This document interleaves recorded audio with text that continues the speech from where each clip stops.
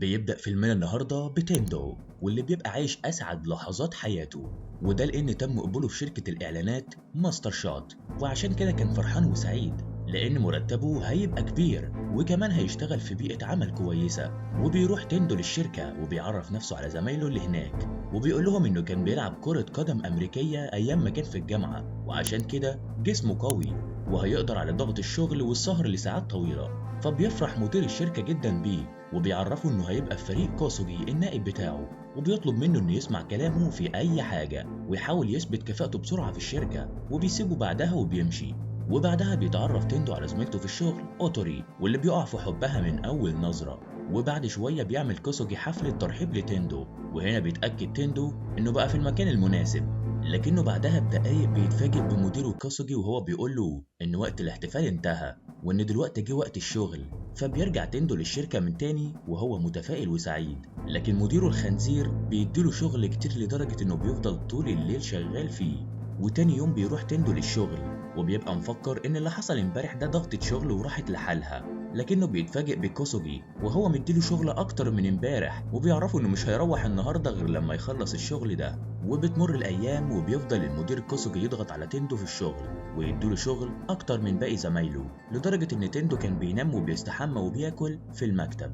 ولما بيحاول انه يتكلم مع المدير علشان يقلل ضغط الشغل اللي عليه بيزعق له وبيقول لو مش عاجبك سيب الشغل.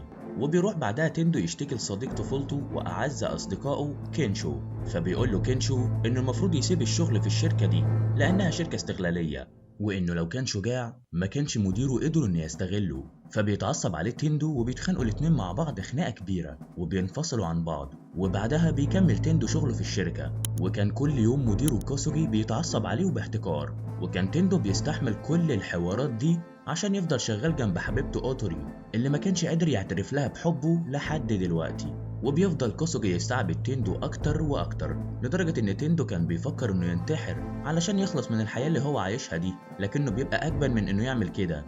وفي يوم بيصحى تيندو من نومه وبيلبس هدوم الشغل وهو مخنوق وحزين لانه ما نامش كفايه، وبيخرج بعدها للشارع وبيشوف بواب العماره وهو متحول لزومبي وبياكل شخص تاني. فبينصدم تيندو وبيطلع يجري وهو مرعوب وخايف، بس مش من الزومبي، لا ده كان خايف لا يتاخر على الشغل. لكنه لما بيطلع فوق سطح عمارته بيتفاجئ لما بيشوف ان المدينه كلها اتدمرت والزومبي غزوها. وهنا بيحس تيندو بالسعادة والفرح، وده لأنه أخيرا مش هيروح للشغل تاني. وبيفضل تيندو يرقص من الفرحة والسعادة، لكنه بيفتكر حبيبته أوتوري فبيطلع موبايله وبيبعت لها رسالة عشان يطمن عليها ويشوفها عايشة ولا اتحولت هي كمان لزومبي. فبترد عليه أوتوري وبتبعت له عنوانها وبتطلب منه إنه يجيلها حالا. فبيفرح جدا وبينزل من على مواسير الغاز وبيركب عجلته وبيطلع يجري زي الأهبل بأقصى سرعته على بيت حبيبته. وبعد شوية بيوصل للعنوان وبيدخل للشقة اللي عايشة فيها أوتوري، وبيلاقيها مستخبية تحت الترابيزة وخايفة، لكنها أول ما بتشوفه بتطلع تجري عليه وبتحضنه وبتطلب منه إنه يحميها من الزومبي اللي في البيت. ولما بيشوف تيندو الزومبي ده بينصدم، وده لأنه بيطلع مدير الشركة اللي هو شغال فيها. وهنا بنعرف إن أوتوري كانت ماشية مع مدير الشركة في السر، وعشان كده كانت بتترقى كتير وبتاخد أجازات براحتها، ومحدش كان بيقدر يتكلم معاها نص كلمة. فبيهجم تيندو على المدير وبيدخل معاه في معركة شرسة وعنيفة، وده لأنه خطف حبيبته منه. وبيفضل الاتنين يضربوا في بعض لحد ما بيقع المدير على الأرض، وساعتها بتهجم أوتوري عليه وبتقتله. وبعدها بتقع أوتوري على الأرض وبيبدأ جسمها يتشنج وبتتحول لزومبي هي كمان، وده لأن المدير كان عاضدها قبل كده في دراعها. وهنا بيقرر تيندو إنه يهرب وهو بيتألم من جواه لأنه خسر حب عمره للأبد.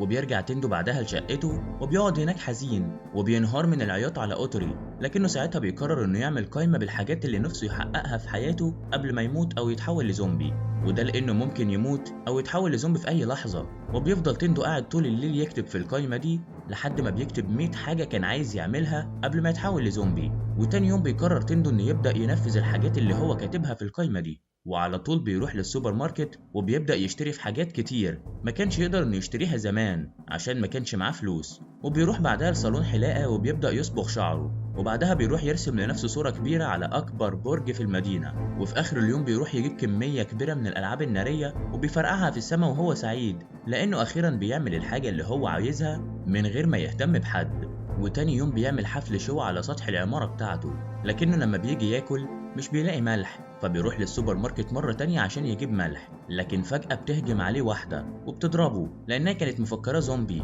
لكن الاتنين بيتعرفوا على بعض وبنعرف إن اسمها شيزوكا، وبيطلب منها تندو إنها تعيش معاه عشان يسلي نفسهم مع بعض. لكن شيزوكا بترفض وبتقوله إنها بتحب تبقى لوحدها. وبعد كده بيرجع تندو لشقته، وهناك بيشوف صورته هو وصاحبه كينشو متعلقة على الحيطة، فبيقرر إنه يتصل عشان يطمن عليه. ولما بيرن عليه بيعرف منه ان الزومبي محاصرينه في بيت دعارة وانه مش عارف يخرج منه. وبسرعة بياخد تندو منه العنوان وبيركب الموتوسيكل بتاعه وبينطلق لحد ما بيوصل لهناك بصعوبة. وهناك بيتفاجئ بأعداد الزومبي الضخمة اللي محاصرة البيت، لكنه بيشغل دماغه وبيطلع سماعة كانت معاه وبيشغل عليها أغاني وبيرميها بعيد عشان يشتت الزومبي بيها. وبصعوبة بيدخل تندو للبيت وبيقابل صاحبه وبيعتذر له على اللي هو عمله معاه قبل كده. وبعدها بياخدوا وبيهربوا هما الاتنين بأقصى سرعتهم. وبعدها بيروحوا يستخبوا في مطعم، وبيعمل كينشو كل الأكل اللي في المطعم وبيقعدوا هما الاتنين ياكلوا سوا. وبعد كده بيقعدوا يتكلموا هما الاتنين مع بعض عن قائمة الأمنيات بتاعة تندو. فبيقول له كينشو إنه هيساعده على تحقيق الأمنيات دي وأي أمنية هو نفسه فيها، لأنهم معرضين في أي وقت إنهم يتحولوا لزومبي. فبيقول له تندو إنه بيحلم إنه يبقى بطل خارق عشان يساعد الضعفاء. فبيقول له تندو إنه محتاج قوة خارقة عشان يقدر يساعد الناس، لأنه على وضعه ده مش هيقدر حتى يساعد نفسه. فبيقعد تندو يفكر شوية لحد ما بيقول له إنه في مكان اسمه حوض الجنة البحري فيه كل أنواع الأسماك تقريبا، وإن في المكان ده بدلة معدنية مصنوعة مخصوص عشان تحمي الغواصين والزوار من عضة سمكة القرش. وعشان كده هو ناوي إنه يروح هناك عشان يستخدم البدلة دي في حربه ضد الزومبي. فبيعجب كينشو بالفكرة دي وبيقرر إنه يروح معاه للمكان ده. وبعدها بينزلوا هما الاتنين للشارع عشان يجيبوا شوية حاجات من السوبر ماركت، لكنهم بينصدموا بأعداد الزومبي اللي محاصرة الشارع. وفجأة بيظهر أتوبيس مليان ركاب وبيتعطل الأتوبيس ده في الشارع، وبيبدأ الزومبي في مهاجمة الناس اللي فيه. وبالعافية بيقدر 4 أشخاص من ركاب الأتوبيس إنهم يهربوا من الزومبي، وبيشوف 3 منهم تندو وكينشو فبيجروا عليهم وبيدخلوا للسوبر ماركت. اما الشخص الرابع واللي بتطلع شيزوكا بترفض في البدايه انها تستخبى معاهم في السوبر ماركت، لكن لما الزومبي بيحاصرها بتضطر انها تدخل وتستخبى معاهم. وبعد كده بيقعدوا كلهم يتعرفوا على بعض، وبيقول لهم سواق الاتوبيس انهم كانوا متجهين لحوض الجنه البحري لانه المكان الوحيد حاليا اللي الزومبي مش قادرين يدخلوه، وده بسبب وجود حواجز كتير قدامه. وبعدها بيقعدوا كلهم يتعرفوا على بعض، وبيفضل كينشو يقرب من البنتين لحد لما بيوقعهم في حبه، وبيقوموا هما التلاتة عشان يعملوا علاقة مع بعض. أما تندو فكان بيحاول هو كمان يتقرب من شيزوكا لأنه فعلا حبها، لكنها كانت بتعامله باحتقار لأنه كان بيساعد الناس، والمفروض إنه ما يعملش كده لأنه ممكن يعرض حياته للخطر. وفجأة بيتحول سواق الأتوبيس اللي كان معاهم لزومبي وبيبدأ يهاجمهم لأنه كان معضود قبل ما يدخل للسوبر ماركت.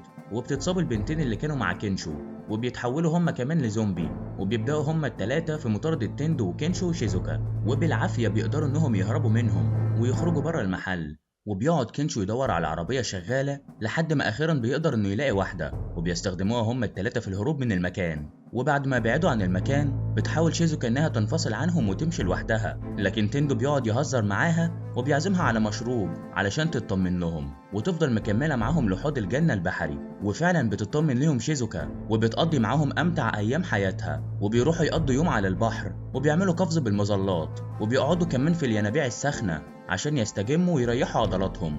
وبعد كل اللحظات السعيدة اللي قضوها مع بعض دي بيبقوا أخدوا على بعض، واتكونت ما بين تندو وشيزوكا علاقة حب، بس محدش فيهم كان عايز يعترف للتاني. وبعد 10 أيام بيبقوا خلاص وصلوا لحوض الجنة البحري، لكنهم فجأة بيدوسوا على مسامير بتخليهم يعملوا حادثة، وبيتخبط تندو وبيقع على الأرض وبيغمى عليه. وبعد شوية بيفوق وبيلاقي قدامه مديره في الشغل كوسوجي، فبيترعب جدا لأنه كان فاكر إن كل اللي حصل لحد دلوقتي ده كان حلم وإنه نام وهو شغال. لكن كوسوجي بيهديه وبياخدوا يفرجوا على المكان، وبيقولوا إنه كان بيعمل إعلان هنا وقت ما الزومبي غزوا المدينة كلها، وإنه بعد ما عرف باللي حصل بره قرر إنه يفضل هنا هو وكل الموظفين اللي كانوا معاه. ومع الوقت قدروا إنه يعمل نظام إداري واقتصادي للمكان، وكمان بقى هو الرئيس المتحكم في كل الأشخاص اللي عايشين معاه. وبيعرفوا إن كل الموجودين في مملكته شغالين عنده بأكلهم وشربهم، وإن الشخص اللي بيرفض إنه يشتغل بيترمي بره مع الزومبي. وكمان بيعرفوا إنه قدر يستغل الزومبي في حماية المكان من أي هجوم،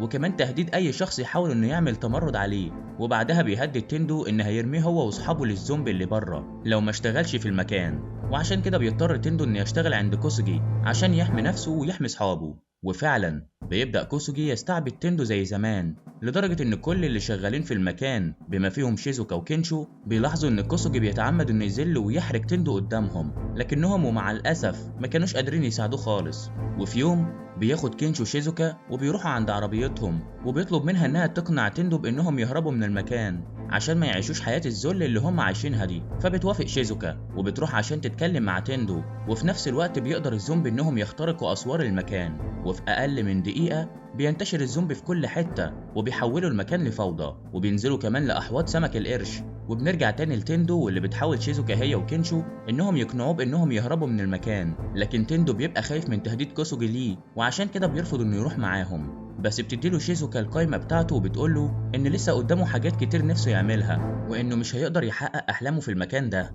وهنا بيفوق تندو وبيفتكر كل اللحظات الجميلة اللي عاشها مع شيزوكا وكينشو، وبيقرر ساعتها إنه يمشي ويسيب كوسوجي. لكن فجأة بيقتحم الزومبي المكان اللي هم فيه، فبيزق كوسوجي رجالته على الزومبي وبيطلع يجري من المكان بأقصى سرعته. أما تندو فبيبدأ هو وكينشو يساعدوا الناس على الهروب من الزومبي لحد ما بيقدروا إنهم يستخبوا في مكان بعيد عنهم. لكن فجأة بتخرج ليهم سمكة قرش من الحوض، وبتبقى السمكة دي متحولة لزومبي، فبيطمنوا شوية لأن سمك القرش مش بيقدر إنه يمشي على اليابسة. بس فجأة بتبدأ رجول الزومبي اللي أكلهم القرش تظهر من بطنه، وبعدها بيطلع القرش يجري وراهم بكل حرية ونشاط. وفي اللحظة دي بياخد تندو كل اللي معاه وبيحاول إنه يهرب بيهم من سمكة القرش الزومبي، وبيلاقي قدامه أوضة فبياخدهم وبيدخل يستخبى فيها. لكنه بعدها بيكتشف إن كوسوجي لسه بره الأوضة، وعشان كده بيقرر إنه يخرج بره عشان ينقذه. فبيحاول كينشو إنه يمنعه لكنه مش بيعرف، فبيطلب منه إنه يلبس البدلة المعدنية عشان ما يتعرضش للعض من الزومبي. وفعلا بيلبسها تندو، وساعتها بيحس انه زي الابطال الخارقين،